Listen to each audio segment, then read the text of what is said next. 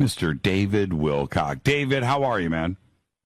Hey, I'm doing really good, Jimmy. How are you? Have you recovered? Oh, not really. You just gotta. I'm one of those people who can sleep anytime, day or night, so I'm just knocking out sleep cycles whenever I feel like it at this point. No, what you're saying is you're sleeping during the day. Yeah. Yeah. It's a long 4 days for everybody, and the speakers and yourself and like where I had stuff going on for 3 days, you had stuff going on for 4. It's a long day for everybody. The conference definitely gets every penny out of us, don't they? Yeah, I mean, when you do an event like this, they book you as much as they can because they're, getting one of their headliners, and so that's it, man. That's it. I was 8 o'clock every night, 4 nights in a row. Yep. And plus, I had the George Norrie panel on Saturday, which I didn't even know until I was going to something else, and they're like, "Oh, you're supposed to be down there." Oh, I got to tell that story. Yeah, I will tell that story in a minute. But I wanted to start off with Happy Valentine's Day, my friend. Well, thank you. And so, Valentine's Day is special, man. And I Facebooked out this morning a whole slew of, I love my wife. We're spending the day together today to prep for the show tonight to make sure it's special. And then after the show is a special dinner, and it posted a couple of pictures. But we always have that, and people, they see that, and then they think about their significant other, and it's like warm vibes all around. Well, this is the first Valentine's Day in which I am happily married, Jimmy. You're happily married, so you spent the day with your wife and the woman that you love. Yes. That's it. Awesome. And her name is Beth, everybody. So, are you guys, after you hang up with me, are you going out to dinner? Actually, we did that yesterday when we got back from the conference. Today, we're just kind of taking it easy and not having a big drama or anything. Right. Well, okay. You did get her a card, though. She got me a card, and I kind of forgot it was Valentine's Day. Man, as a husband, David, let me give you a tip. The first year, you can't forget. The second year is when all of that stuff kicks in. Happy Valentine's Day to you and Beth, man. Happy Valentine's. I think a part of it was just the raw distraction. Like it's a very, very long weekend, and I know. It's tough to keep these things straight. I know. And she looked great there, and so did you. Now, let's change gears for a second. For you, I'm going to throw you under the bus a little bit, but most people know what I'm about to say or understand it, which is this year you were dapper 4 nights in a row. You were dapper. Normally, David is wearing Birkenstocks, a pair of shorts, a shirt from the bottom of the hamper, wrinkled bachelor wear. But this year, you were dapper, man. Wore a tuxedo one night. I'm looking at you here at the Ancient Aliens panel. You had a very nice suit on. George Norrie and you just had a suit on every single day, and you looked really, really good. Well, thank you. It definitely helps having a positive, supportive partner, and she helps dress me. So I guess that's. Hey, admit it. Rita lays out my clothes for me. I'm just telling you right now. If I make an attempt to pick out my own stuff and lay it out, something's getting changed. She's going to pull something out. Not that shirt, you doofus. You're wearing this shirt. Oh, yeah, okay. So that's just the way it is, man. Just go with it. Yeah, the shirt I wore on your panel, she had specifically bought for me that day, saying, you need to be in this shirt. So that's how it went down. Well, you look good, and now the panels were all great. Now for you, okay, let me tell the one story about the George Norrie panel. So George is stressing out. He's backstage. He's got 9 panelists. 8 have shown up. There's no David. George is coming back and going, okay, church man, call Wilcock. I know you got his number. So I'm calling David on my cell phone. It's not going through at the hotel. I'm texting him. It's not going through. Or if it's going through, David's not responding. So then George goes, okay, we're going to start the panel without him, and he'll show up. I said, he's on his way. I acted like you responded back. He goes, he's on his way, George. Okay. So boom, starts the panel, da-da-da. I'm done. I go up on stage. I'm walking out the door. I'm leaving. David, what happens next? It was very bizarre. At the exact moment that I was coming up to the door to open the door to go into the room, the door opened, and it was you opening the door. Leaving. Like perfectly timed synchronicity down to the split second. And then you just looked at me like, where are you? Grabbed my arm, yanked me into the room. I grabbed David's arm, and I go, come on, man, let's go. And I pulled you in. That was pretty funny, but it was really like, let's not delay this. So I grabbed David by the arm and I pulled him into the, it's sold out. There's 1,000 people in there, and I walked past Tommy Danheiser, who was talking on the microphone. He was sitting at a table. I go, Tommy, Mike, grabbed the mic from him, and turned around. And what did I say to the audience? I found him. Ladies and gentlemen, I found David Wilcock and brought him up on the stage. But that was hilarious, man. And we did that with you. And actually, we had a couple of things with Corey, too. But we did that with you, it seemed like all weekend. It was a lot of fun. Well, I had gone by what people had told me in letters and what was on the schedule on the web. And I had a Gaia interview with Jaime Maussan that was scheduled right then. And I got down to the interview on time, and then they tell me about this panel, and I was like, well, nobody told me I was on the panel, So there had been no communication. And so it's not like it for me to ever just not show up for something. It literally was a situation where I just had no idea what was happening. Yeah, and then there's the other part, too, as well. There's 15,000 people that attend this conference. So it's very difficult to negotiate the hallways and get up and down and elevators and make your way through. And people are pulling at you left and right. You can never make a clean shot through a room. Oh, yeah. It is the biggest event all year. Yeah, it's huge. And there are times where you have to have selective amnesia because, all I hear everywhere I go is the word David. And if I'm trying to get somewhere at the last minute, you can't stop. No, you can't. You can't stop. Going. Well, now, looking back on the weekend, what makes Conscious Life Expo so special for you? This is a main event for you, that and Contact in the Desert, of course. But what makes Conscious Life Expo so special? Well, this is the 13th year that I've done it, and it's very interesting because I not only began my time in Hollywood being here. I met a film producer the very first year I did it in 2005, and we had a meeting the following morning after he met me, and he had said, if we took what you just did and make it into a movie, it would be totally amazing. And by the following morning, I was ready to move to Los Angeles from Kentucky, where I was at the time. And he told me that would be necessary, and that's how I ended up out here. And the movie is still being worked on, but we are hopefully getting to another rewrite soon that might be able to actually get it to be sold. It's been a very difficult, complex journey with the film as we've watched the whole film industry really collapse during that time. Right. Much, much, much harder to go into development now than it used to be. What at the beginning of the Ancient Aliens panel, we did a special tribute to Jim Mars and John Anthony West, and to lose these two guys so close together, really hit our community hard.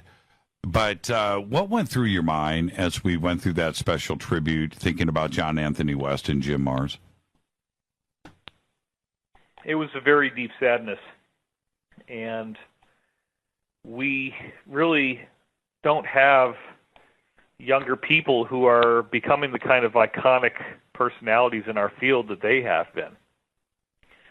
So it's a very strange feeling, because it's not like there's not this rush of obvious new talent to fill the niches that they provided. You know, they're both such legendary people who've made legendary contributions and really changed the narrative for us.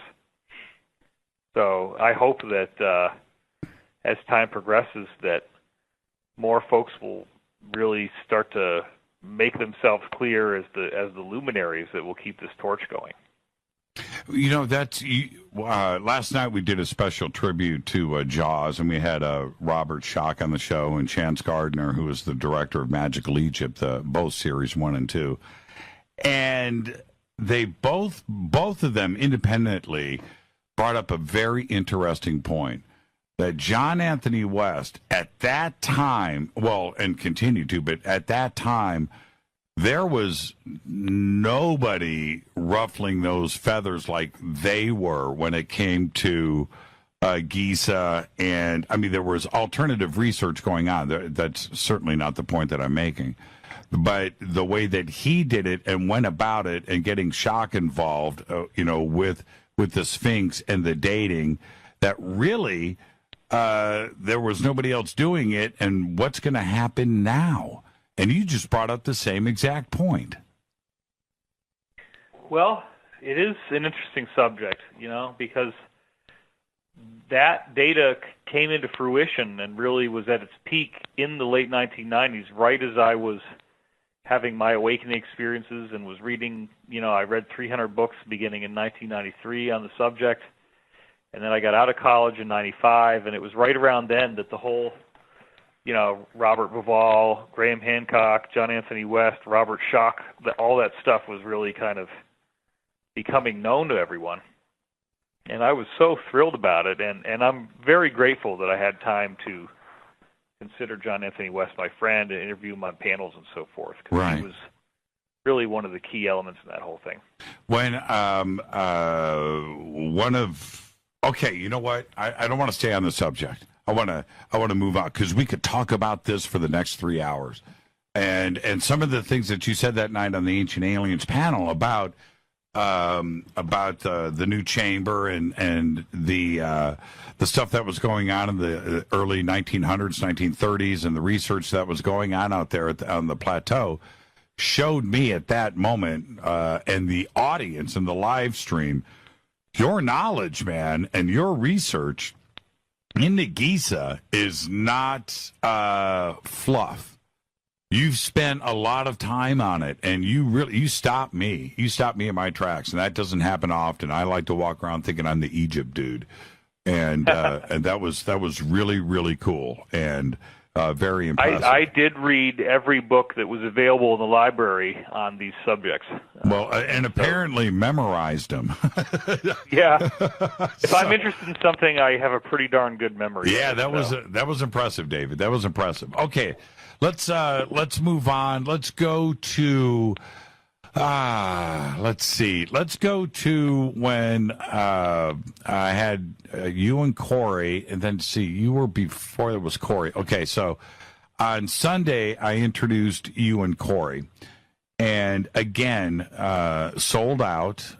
And what I did notice, and I walked around and I introduced you all weekend long, so I got to see the rooms and how things were. But I also introduced so many other speakers.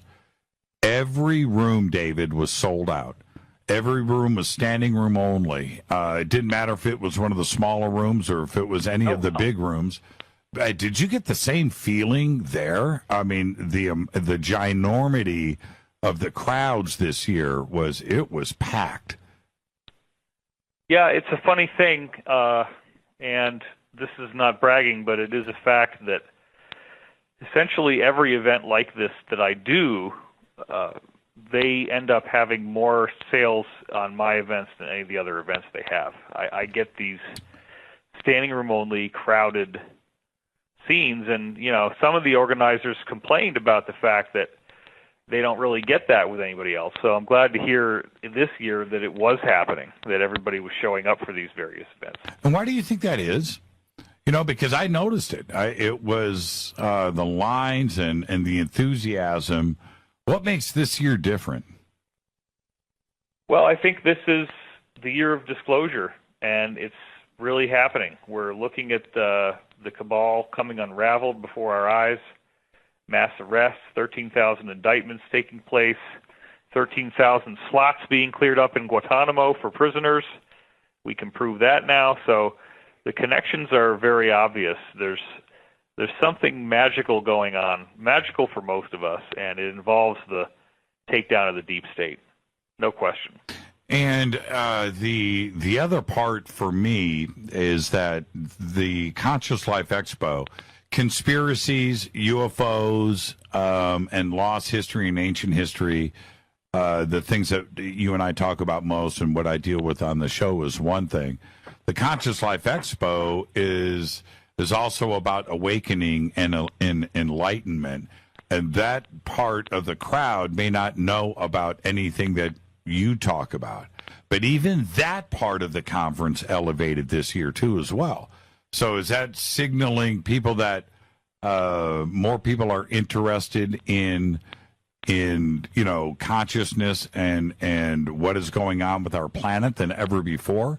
They had told me, I was just talking to them today about ticket sales, that 30%, I think it was 30%, it was 40% on another statistic, were first-timers at the Conscious Life Expo.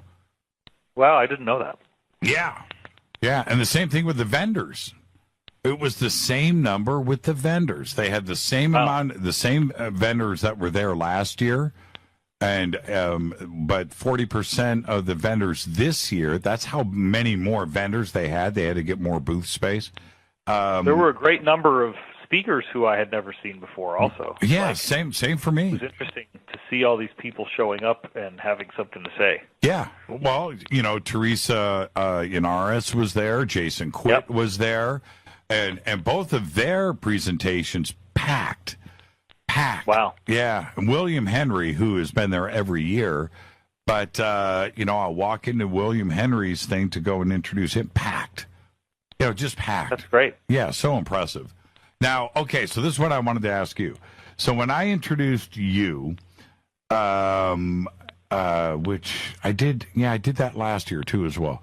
Do you find that your material, the stuff that you're speaking about, that this year was it a completely fresh, clean plate?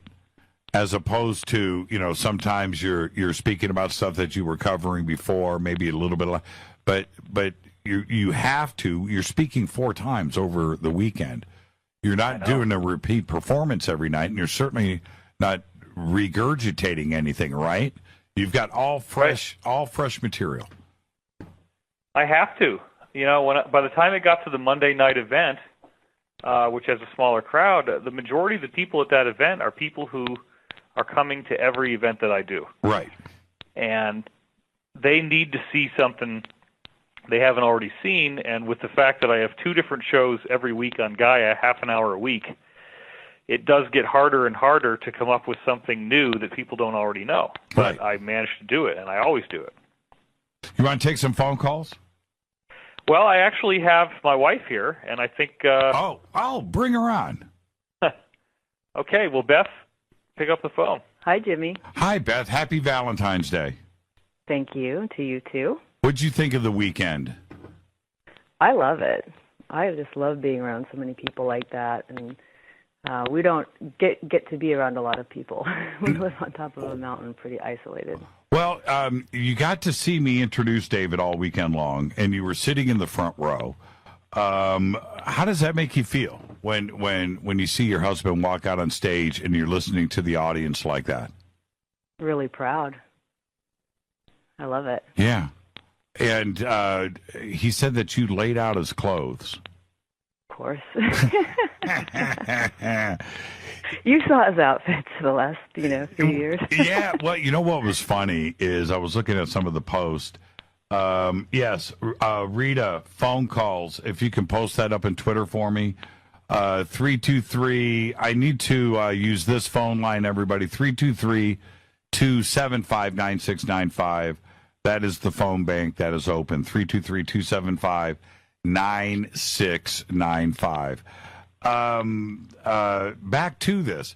I was watching some of the posts because I popped up a picture of David in his tux, and he looked all serious and good. And it really surprised me how people noticed, what, man, no sandals?